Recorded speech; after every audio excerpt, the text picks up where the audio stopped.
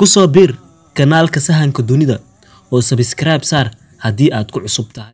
Assalaamu calaykum dhammaan akhyaarta sharafta leh ku soo dhawaada kanaalka sahanka dunida. Doorashada mowduuc cilmi baaris waxaa la doorbidaa in ardaygu doorto mowduuca isaga uu xiiseynayo. Aragtida ardaygu ee uu ku wajahan mowduuca ayaa laga yaabaa in ay go'aamiso xaddiga dadaalka uu ku maalgelin doono cilmi baarista.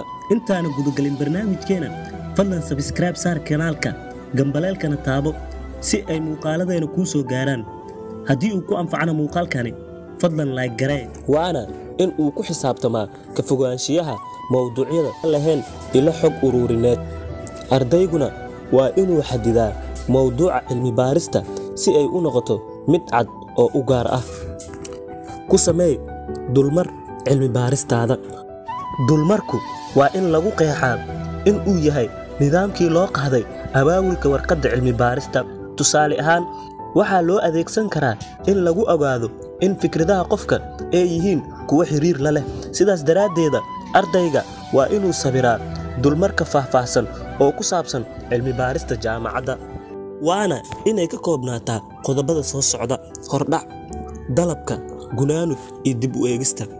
Aan ka bilaabno hordhaca. Waa mid ka mid ah waxyaabaha ugu muhiimsan maxaa yeelay waxay isu soo bandhigaysaa akhristaha iyo mowduuca cilmi baarista ayadoo soo jiidanaysa xiisihiisa.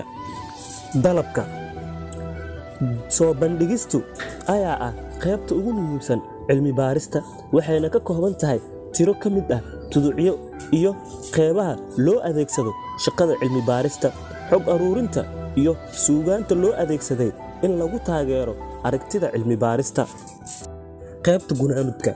Gunaanudka waa qaybtii ugu dambeysay cilmi baarista oo macluumaadka cusub inta badan lagu soo bandhigo. Qaybta gunaanudka laakiin waxay soo koobaysaa qodobadii ugu waaweynaa marka lagu daro soo celinta cilmi baarista. Qaybta dib u eegista cilmi baarista.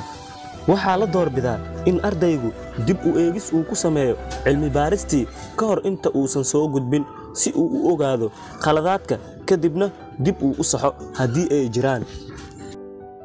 Waxaan rajaynayaa in uu muuqaalkani ku caawiyey. Haddii uu ku anfacay la wadaag oo sii gaarsii asxaabtaada kale. Haddii aadan horay subscribe u saarinna kanaalka hadda subscribe saar si aad muuqaaladeena dambe ula socoto.